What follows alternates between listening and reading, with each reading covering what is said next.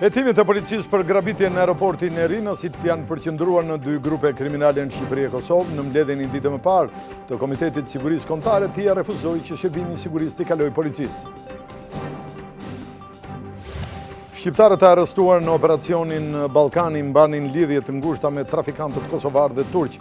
Prokuroria ka dokumentuar të paktën 3 raste ku ata negociojnë për transportin e heroinës përmes Turqisë, Kosovës e Shqipërisë.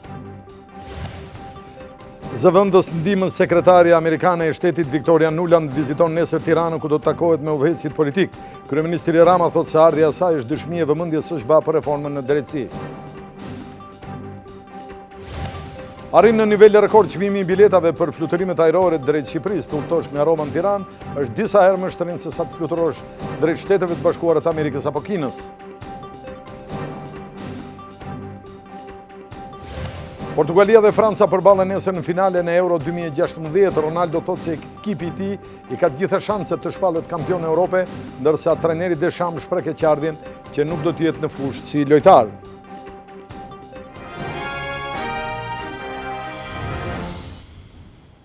Zonja dhe zotrimi mbrëma dhe mirë se erdhët këtu në televizionin Klan. Në këto momente ne po nisim edicionin e lajmeve të orës 19:30. Hetimet e policisë për grabitjen në aeroportin e Rinasit janë përqendruar në dy grupe kriminale. Kështu 4 persona nga Burreli dhe Laçi, të dënuar edhe më parë për grabitje me armë në Itali, janë duke u mbajtur në vëzhgim, ndërkohë që dyshohet fort edhe për një grup i cili përbëhet nga shtetas kosovar. Hetimet për zbardhjen e grabitjes së datës 30 qershor në Rinas janë intensive. Sipas të dhënave nga policia, po hetohet për 2 grupe kriminale, një në zonën e Burrelit dhe një grup tjetër me tendencë grabitje me pjesëmarrjen e disa shtetasve kosovar dhe disa persona nga Kuksi. Një prej grupeve dyshohet të jetë i përfshirë në grabitjen e ndodhur në qafë Kashari me datë 3 dhjetor të vitit 2015 të parave të një tjetër banke të nivelit të dytë. Pjesëtarët të grupit hetimor kanë mbajtur kontakte të vazhdueshme edhe me policinë kosovare, me qëllim sqarimin e dyshimeve për grupin e personave që dyshohet të ketë hyrë ilegalisht nga kufiri në Morin. Paralelisht 4 persona, 3 nga Burreli dhe 1 nga Laçi, me precedent të mëparshëm penal në vjedhjet me armë brenda vendit, por kryesisht në Itali, janë duke u mbajtur nën vëzhgim për qëllime hetimore. Zyrtarisht u deklaruar se në mjetin e blinduar ku ndodheshin paratë një banke të nivelit të dytë, mesditën e 30 qershorit nga 3 persona të armatosur që lëvizin me një mjet tip Benz ngjyrë vishnje brenda aeroportit të Rinasit u grabitën rreth 1 milion euro. Kërkesa e policisë për të marrë shërbimin e sigurisë në aeroportin ndërkombëtar të Rinasit është kundërshtuar nga TIA, pikërisht me argumentin se kjo drejt i takon koncesionarit. Ose të kontraktohet policia shtetit dhe ta bëj atë detyrë policia shtetit, ose pastaj kontrata koncesionare duhet minimumi ripar.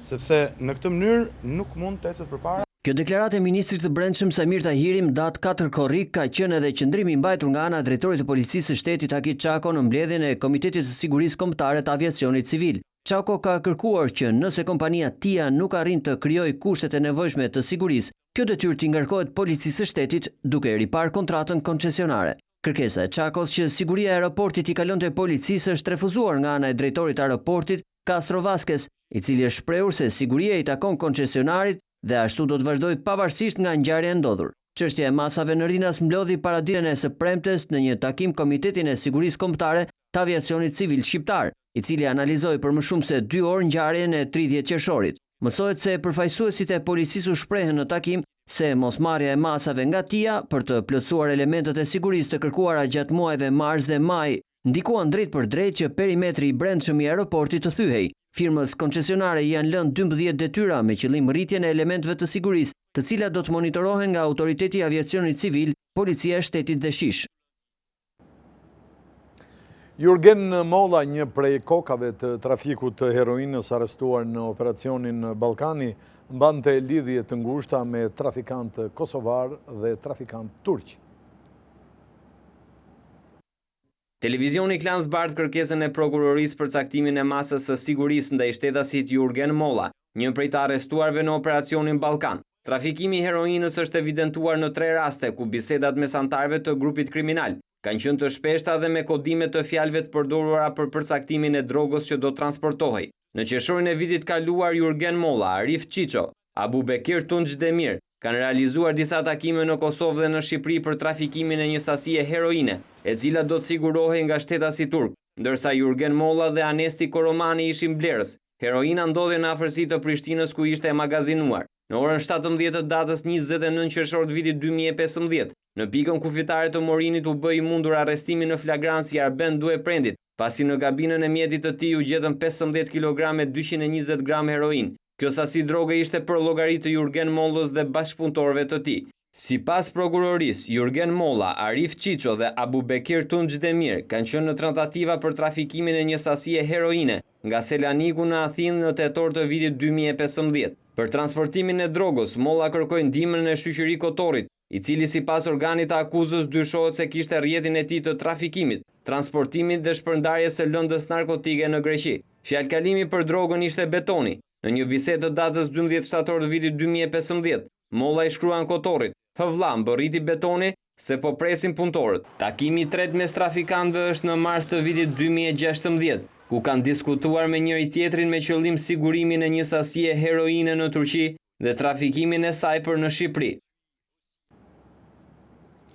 457 kg kanabis është dhe sasia e drogës e sekuestruar mbrëmjen e kaluar në portin e Durrësit. Lënda narkotike ishte fshehur në karrocerinë e një kamionit ngarkuar me aksesor mobiljesh. Në pranga u vu Robert Resuli, 48 vjeçar, lindur në Tiranë dhe banues në Vlorë. Arrestimi i tij u bë pas informacioneve të marrë në rrugë operative dhe pas detektimit nga skaneri i sasisë së drogës. Dosja në ngarkim të 48 vjeçarit do t'i kalojë prokurorisë së krimeve të rënda.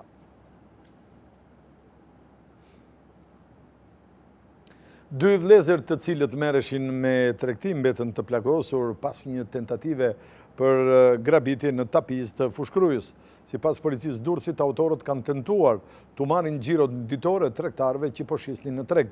Dy vëllezërit me 28 dhe 41 vjeçar nga Tirana u dërguan me një në spitalin ushtarak ku dhe janë jashtë rrezikut për jetën. Uniformat blu të Durrësit po hetojnë për zbardhjen e plotë të ngjarjes dhe identifikimin e autorëve. Ermir Skeja, i cili në maj të vitit kaluar plagosi me armë 2 persona, njëri prej të cilëve ishte dhe efektiv i shërbimit çështjeve të brendshme dhe ankesave në policinë e shtetit, rrezikon deri në 24 vite burg. Prokuroria e Matit kërkoi dënimin me 24 vite burg për Ermir Skejën, i akuzuar për tentativë vrasje ndaj 2 personave në 28 maj të vitit kaluar në zonën e quajtur Baz. Skeja plagosi me armë zjarri Libiont Permakun, efektiv i shërbimit të çështjeve të brendshme dhe ankesave në mat, dhe vilëson të trakun. Sipas prokurorisë, Skeja ngacmonte bashkëjetuesen e Libiont Permakut. Për shkak të saj, Libiont Permaku dhe Ermir Skeja janë konfliktuar fizikisht, një dhunë e cila gjeneroi deri në përdorimin e armëve nga ana e Skejës. Ky i fundit pas sherrit ka qelluar me një pistolet të cilën e mbante palej efektivin dhe shokun e tij Vilson Totraku, duke i plagosur me disa plumba në trup. Pas plagosjes, autori Ermir Skeja është larguar menjëherë nga vendi i ngjarjes dhe ende nuk është bërë i mundur arrestimi i tij. Pronarja e një lokali në Bërgjit dhe 3 vajza të reja të cilat punonin aty dhe në fakt paraqiteshin si kamariere janë vënë në pranga me akuzën e shfrytëzim dhe ushtrim prostitucioni. Policia e Tiranës arrestoi pronaren e një lokali në Bërgjit që shërbente si bazë prostitucioni. Në pranga u vun 2 kamariere dhe një 30 vjeçare, të cilat ushtronin prostitucion kundrejt pagesës 3.000 deri në 5.000 lek në periferi të kryeqytetit. Pas një hetimi një mujor nga seksioni i trafiqeve të palishme, rezultoi se shtetësja ASH, 61 vjeç, kishte krijuar kushtet për ushtrimin e prostitucionit në lokalin e saj në Bërgjit. 61 vjeçaria kishte punësuar 2 kamarieret me iniciale AH dhe SH, të moshës 24 dhe 30 vjeç, të cilat dyshohen se kryenin prostitucion në ambientet ku ajo banonte dhe njëkohësisht ushtronte aktivitetin si bar-restorant. Operacioni koduar DIP zbuloi edhe një 30 vjeçare me iniciale NZ që ushtronte prostitucion në lokalin e 61 vjeçares. Policia sekuestroi godinën që shërbente si bar, restorant dhe hotel dhe një sasi parash. Zhvendosemi në këto momente në Itali dhe do ndalemi pikrisht në qytetin e Gjenovës, ku policia atje ka arrestuar një 40 vjeçar shqiptar i cili përndiqte dhe më pas i grabiste me dhunë qytetarët. Shqiptari jetonte prej vitesh si një emigrant i paligjshëm në Itali. I dhunshëm dhe i rrezikshëm, kështu e kishte cilësuar policia italiane e Gjenovas shqiptarin Enver Sefa, i cili është arrestuar pas grabitjes së tij të fundit të kryer ndaj një italiani 40 vjeçar. Fal për shkrimit të tij, policia kishte mundur të bënte identifikimin. Agresorit i mungonte një dhëmb dhe kishte një shenjë të dukshme në buzë. Policia ka arrestuar Enver Sefën, 40 vjeç, i dyshuar si grabitës i dhunshëm. Uniformat blu zbuluan se ai ishte i pastre dhe emigranti pa rregullt në Itali. Viktimën e fundit e kishte ndjekur në një orë të vonë të mbrëmjes, e kishte sulmuar duke e goditur dhe më pas i kishte grabitur rreth 200 euro. Viktima e tij përfundoi me dëmtim të timpanit, por investigimi i policisë nuk ka përfunduar. Enver Sefa po hetohet edhe për të paktën 4 ngjarje të tjera që kanë dhunën si dinamik, ashtu si grabitja e tij e fundit.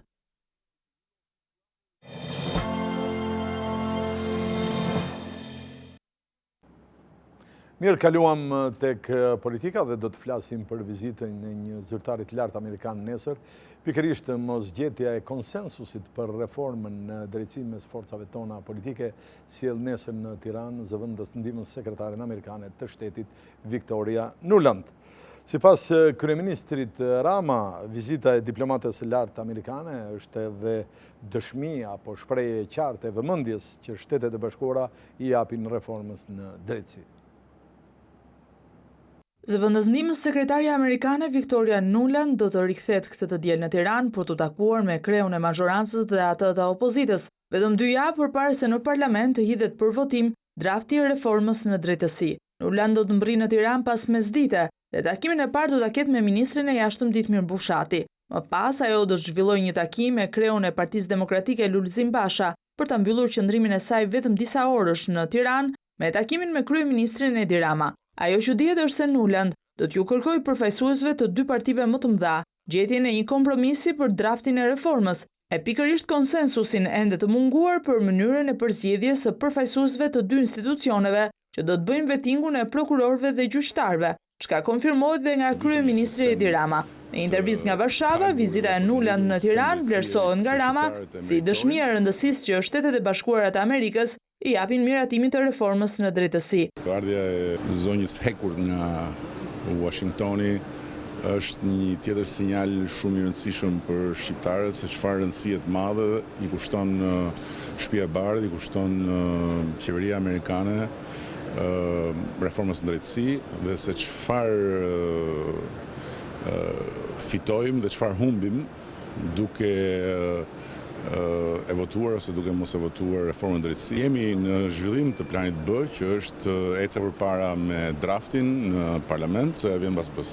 Por çka mbetet për të parë është se sa do t'i arrijë zëvendës ndihmës sekretarja amerikane të bind Ramën dhe Bashën të gjejnë dakordsinë, çka ka dështuar deri më tani ta bëjë ambasadori amerikan Donald Lu, i cili është i njohur si krye negociatori mes palëve për arritjen e konsensusit për këtë reformë. Ai është parë gjatë kësaj jave të zhvillojë takime në ambiente publike me disa deputet demokrat, ndërsa i dërgoi një letër të gjithë përfaqësuesve të parlamentit, ku kërkonte veç të tjerash që nëse udhëheqësit e tyre politik nuk e duan kompromisin dhe nuk bien dakord për një tekst të përbashkët, të merrni një vendim individual duke votuar reformën. Nga Varshava, ku po merr pjesë në samitin e NATO-s, kryeministri Edi Rama deklaroi se Shqipëria do të dyfishojë praninë e saj në Afganistan. Kreu i qeverisë tha se vendi ynë do të ketë të njëjtin angazhim për rritjen e stabilitetit në rajonin tonë. Shqipëria do të dyfishojë prezencën e misionit ushtarak në Afganistan, se dhe ka planifikuar dërgimin e trajnuesve ushtarak në Irak, si pjesë e koalicionit global kundër ISIS. Lajmi është bërë i ditur nga kryeministri Edi Rama në samitin e NATO-s në Varshavë. Ai, sipas njoftimit të zyrës së komunikimit, ka insistuar dhe mbi nevojën e një vëmendje të shtuar të aleancës në rajonin e Ballkanit. Në fjalën e tij, Rama ka theksuar se vendi ynë do të vazhdojë të ketë të njëjtin angazhim për krah aleancës, për vendosjen e stabilitetit dhe sigurisë, si dhe për zhvillimin e qëndrueshëm të institucioneve në Afganistan. Shqipëria i ka qëndruar angazhimit dhe do vazhdojë të qëndrojë angazhimit dhe edhe kjo është një arsye që rrit konsideratën dhe respektin për Shqipërinë si një partner i vogël, por shumë i çmuar në këtë aleancë. Duke vlerësuar shtrirjen e plotë aleancës në rajonin e Ballkanit si një investim strategjik për sigurinë e përbashkët, kryeministri Edi Rama ka kërkuar avancim të marrëdhënies së aleancës me Kosovën, por dhe antarësimin e Malit të Zi në këtë strukturë. Mësohet se kryeministri ka kërkuar dhe njohjen e plotë të Kosovës nga vendet anëtare të NATO-s, duke konsideruar këtë si një domosdoshmëri që rrit stabilitetin dhe sigurinë në rajon. Dita e parë e samitit të NATO-s u mbyll edhe me vendimin e aleancës për të forcuar kufijtë e saj lindor. 4 batalionet të NATO-s do të vendosen në vendet e Balltikut dhe në Poloni, duke nisur nga viti i ardhshëm. Ky është vendimi i aleancës në ditën e parë të samitit të Varshavës. Forca shumë komshe do të jetë e përbërë nga 4.000 trupa, 1.000 prej të cilave do të dërgohen vetëm nga Shtetet e Bashkuara në Poloni. Sekretari i përgjithshëm Stoltenberg sqaroi se kjo lëvizje nuk kërcënon askënd dhe se aleanca ushtarake nuk kërkon një tjetër luftë të ftohtë. Nuk kërkojmë përballje me Rusin. Ne duam dialog konstruktiv me Moskën pasi është fqinji ynë më i madh dhe luan një rol të rëndësishëm për sigurinë në Europë dhe jashtë saj. Samiti i 28 vendeve anëtare është një rëndësie të veçantë pasi është i pari që prej largimit të Britanisë së Madhe nga Bashkimi Evropian. Vendet e Balltikut dhe Polonia i friksojnë destabilitetet e vendeve të tyre nga ana e Rusisë, por Stoltenberg theksoi se qëllimi kryesor i samitit është të sigurojë vendet e rajonit se NATO është e gatshme t'i mbrojë.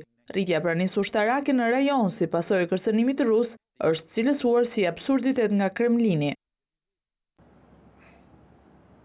Partia Demokratike ka kritikuar heshtjen e kryeministrit Edi Rama lidhur me grabitjen që ndodhi në Rinas. Sipas saj, kur kanë kaluar 10 ditë nuk ka ende një reagim të kreu të qeverisë për atë QPD e cilëson si rënje të sigurisë kombëtare dhe pushtim me armë të aeroportit vetëm ndërkombëtar. Demokratët akuzojnë edhe policinë e shtetit për mungesën e reagimit në kohë për parandalimin e ngjarjes apo kapjen e grabitësve. Në një tjetër reagim, Partia Demokratike hedh dyshime se $80.000 e përdorura nga shqiptaro-amerikani Bilal Sheu për të financuar fushatën e president Obama mund të kenë prejardhje nga një aktivitet kriminal. Demokratët aludojnë se kryeministri Rama mund të ketë lidhje me këta aktivitet duke u nisur nga pyetjet që FBI ka bërë Bilal Sheut për origjinën e parave. Partia Demokratike thotë se FBI po heton prejardhjen e këtyre parave që sipas saj u përdorën nga Rama për të siguruar një fotografi me presidentin Obama. Ish kryeministri Sali Berisha thotë se një skandal i ri ka përfshirë aeroportin e Rinasit që një akt të turpshëm nuk ka pranuar uljen e avionit të Rita Orës. Sipas tij, kjo dëshmon se ky aeroport, që vetëm një javë më parë u pushtua nga terroristët e eurove, është shpartallim i vërtet. Sipas Berishës, refuzimi i uljes së avionit të Rita Orës është një dëshmi e shëmtuar e mos funksionimit të shtetit, institucioneve të tij përgjegjëse për fluturimet në aeroportin e vetëm civil të vendit.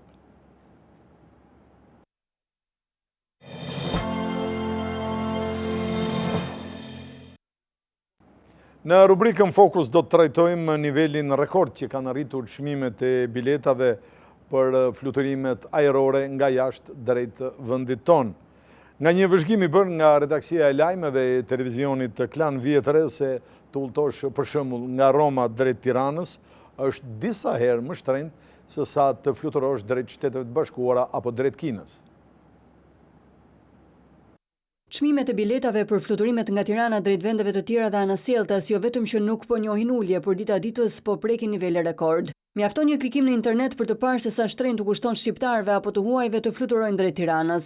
Sipas të dhënave online, të udhëtosh të shtunën nga Roma në Tiranë vetëm vajtje të kushton rreth €500, ose siç është publikuar në web $633 ose $597 në varësi të orarit me ekonomik. Por çfarë ndodh të qëndrosh në të njëjtin destinacion nisje nga Roma, por me destinacion tjetër në bërritje Berlinin, çmimet kanë një ndryshim drastik. Çmimi i biletës është afro €110, 5 herë më lirë se në drejtim të Tiranës. Skandali thellohet më tej pasi nëse dëshiron të udhëtosh nga Roma në Tiranë ditën e diel në datën 10 korrik, mesatarisht bileta kushton për person €745.8, më shtrenjtë se një rrugë vajtje-ardhje Rom-New York, ku bileta mesatarisht kushton €671 për person. Edhe nëse mendon të rezervosh më përpara për të udhëtuar fundjavën e ardhshme, sërish të çmimet janë super të larta. Të vish nga Roma në Tiranë fundjavën që vjen, vajtje-ardhje me ekonomik kushton mesatarisht $654, afërsisht një lloj si të shkosh në Kinë. Këto çmime të kripura bëjnë që të stepin jo vetëm shqiptarët emigrantë që duan të vinë në vendin e tyre për të kaluar pushimet, por edhe për turistë të ndryshëm në botë, të cilët duan të përzjedhin Shqipërinë në minutë të fundit për të kaluar pushimet. Çmimet e larta të biletave, sipas përfaqësuesve të agjencive turistike, vijnë për shkak të aeroportit të vetëm që ka sot Shqipëria, i cili është kthyer në monopol pavarësisht heqjes së ekskluzivitetit të fluturimeve ndërkombëtare. Taksat e larta aeroportuale kanë bërë që asnjë kompani emërfill të low cost të mos vinë në Shqipëri për të bërë që të përfitohen çmime më të ulta biletash. Përqendrimi në pagduar i fatit të biletave po i kushton çdo ditë më shumë xhepave të qytetarëve. Qeveria ndërhyri pak muaj më parë në marrëveshjen me koncesionarin e Rinasit, por nuk arriti dot të ndërhyjë në problemin e çmimit të lartë të biletave, duke lënë një problem të pazgjidhur. E nëse çmimet e biletave të avionëve për të ardhur në Shqipëri rezultojnë mjaft të kripura, natyrisht duke frenuar kështu edhe turizmin, ndryshe ka ndodhur në pikën kufitare të Morinit, ku mijëra qytetar kosovar janë drejtuar drejt Bregdetit tonë. Menjëherë pas përfundimit të muajit të Ramazanit, mijëra kosovar këtë të shtunë janë drejtuar plazheve shqiptare për të kaluar fundjavën. Deri në mesditë, sipas policisë, më shumë se 10.000 shtetas hynë në Shqipëri nga pika kufitare e Morinit. Fluksi është i jashtëzakonshëm gjatë kësaj fundjave. Ai ka nisur sipas policisë që nga ora 3 mëngjesit dhe vijon edhe tani në këto momente që ora shkon rreth 6:30 minuta. Kontrolli për udhëtarët bëhet vetëm një herë sipas marrëveshjes mes dy policive që kanë nisur kontrollet e përbashkëta. Të dy policit e dy vendeve janë atashuar në pikën kufitare të Morinit, kjo për të krijuar lehtësirat e kalimit kufitar të shtetasve kosovar që hynë në territorin e Shqipërisë për të kaluar fundjavat dhe pushimet e verës. Burime nga policia thonë se fluks ka patur jo vetëm në njerëz, por edhe në mallra, pasi në hyrje të Shqipërisë janë regjistruar 98 kamion të transportit të mallrave deri në orët e paradites, ndërsa në dalje të Kosovës 187. 4 persona të dyshuar për lidhje me shtetin islamik janë arrestuar sot në mëngjes në Maqedoni, ndërkohë 3 persona të tjerë janë shpallur në kërkim. Forcat maqedonase të antiterrorit arrestuan mëngjesin e sotëm 4 persona, 3 në Shkup dhe 1 në Tetov, të dyshuar se kanë lidhje me shtetin islamik. Ata janë Bunjamin Gashi, Faruk Izeiri dhe Ergin Huseini nga Shkupi dhe Mustafa Mehmeti nga Tetova. Në total, prokuroria themelore publike firmosi 7 urdhër arreste. 3 persona të tjerë janë ende në arrati. Ata akuzohen për veprën penale të kryerjes së aktivitetit terrorist. Operacioni policor i zhvilluar në Shkup dhe Tetov u quajt Celula 2. Autoritetet njoftuan se personat e arrestuar janë ish militant të ISIS. Sipas hetuesve maqedonas, 2 nga 3 personat në kërkim, Safet Ramadani nga Shkupi dhe Sulejman Idrizi nga Kumanova, dyshohet se gjenden në Siri ku po luftojnë për krah shtetit islamik, ndërsa personi i tretë, Burhan Seferi nga fshati Haraqin, dyshohet se ndodhet në Shkup. Prokuroria maqedonase propozoi masën e arrestit me burg për 4 të arrestuarit.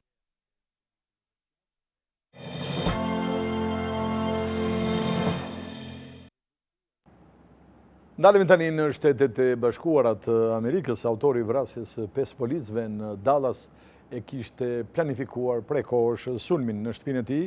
Gjatë kontrollit, natyrisht policia ka gjetur municione dhe lëndë eksplozive, ndërsa hetimet rezultojnë se ai ka vepruar i vetëm.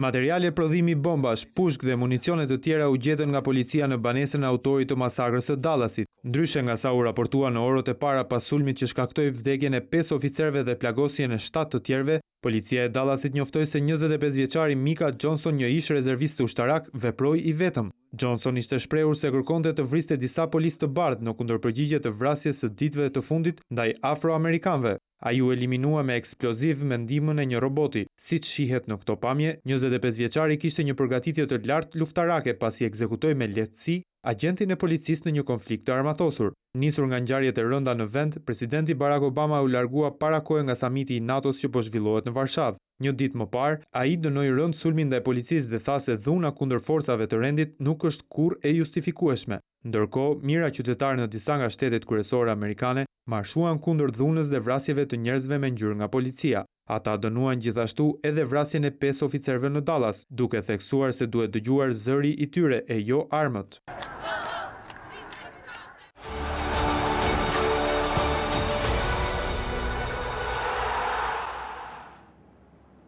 Edhe nga sigla natyrisht është e kuptueshme që do të flasim për europianin i cili nesër le të themi ka dhe shohun apo shfaqjen e fundit. Në finale është Franca me Portugalin, të gjithë ngren pikpyetjen e madhe, kush do të jetë kampion?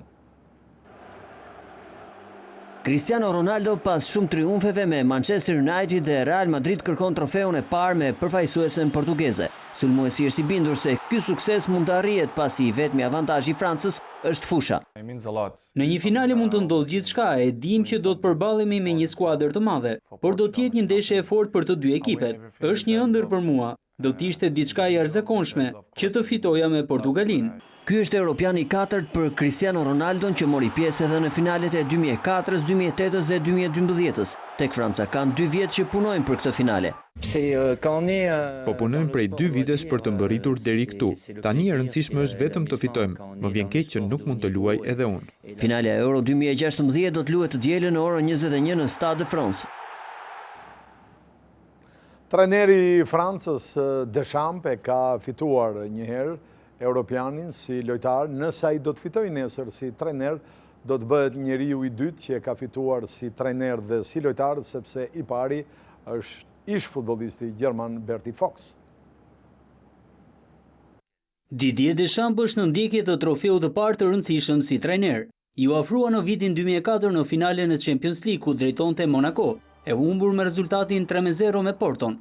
Deschamps tashmë ka një tjetër shans. Finalen e Europianit ndaj përfaqësuesve së Portugalisë, që do të luhet të dielën në Paris. Një sukses i ëndërruar që më parë ka arritur si lojtar, madje duke qenë kapiteni i Francës në vitin 2000.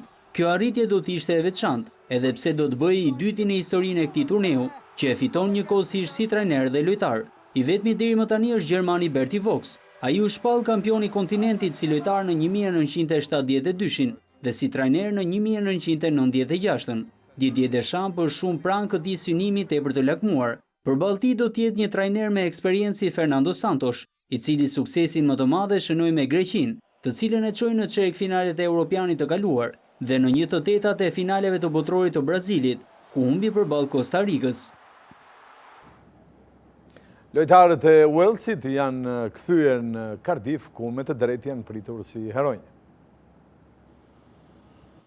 Lojtarët e Walesit u pritën si fitues në kthimin e tyre në Cardiff. Tifozët shoqëruan ekipin gjatë të gjithë kohës nga aeroporti e në paradën me autobusin e hapur në rrugët e qytetit. Walesianët festuan me përkrasit e tyre në stilin islandez, i kthyer tepër popullor.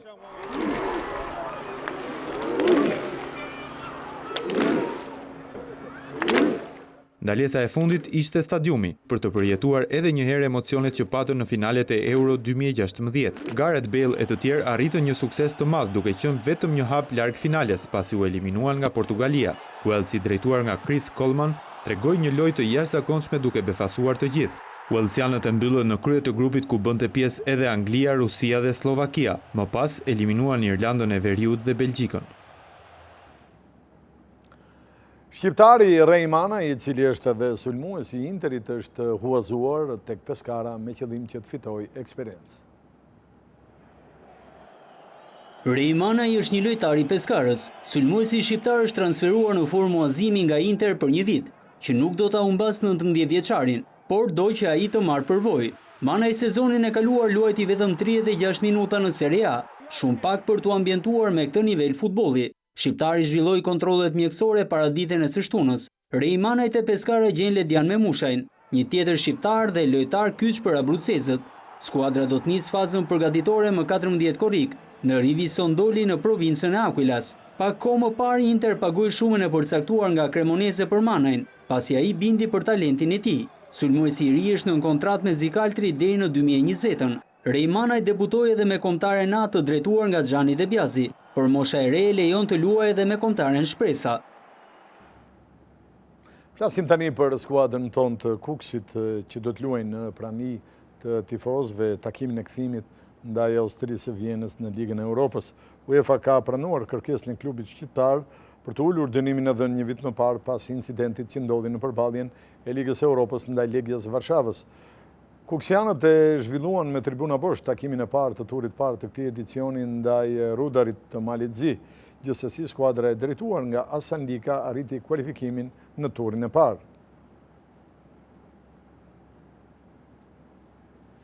Do të flasim për tenis. Serena Williams ka triumfuar për herë të 7 në Wimbledon. Serena Williams triumfon në Wimbledon. Kampionja amerikane mundi në finale gjermanen Angelique Kerber me rezultatin 2-0. Ajo shpall për herë të 7 mbretëresha e trofeut londinez. Edhe pse ishte një fitore e pastër, nuk erdhi pa djersitur për Williams, pasi rivalja e saj Kerber rezistoi gjatë, por në fund u detyrua t'i dorëzojë fuqisë së amerikanes, e cila fitoi 7-5, 6-3. Për 34 vjeçare nga Michigani, triumfi në Wimbledon ka shijen e revanshit ndaj Kerber, pasi Gjermania kishte mundur në finalen e Australian Open. Me arritjen e sotme, Williams ngjitet në podiumin e legjendave, duke fituar çmimin e 22 të madh, duke barëzuar në vend të dytë një tjetër emër të madh të tenisit, gjermanen Steffi Graf. Në shënjestër tashmë është rekordi mbajtur nga australiania Margaret Smith Court, e cila ka 24 çmime të mëdha.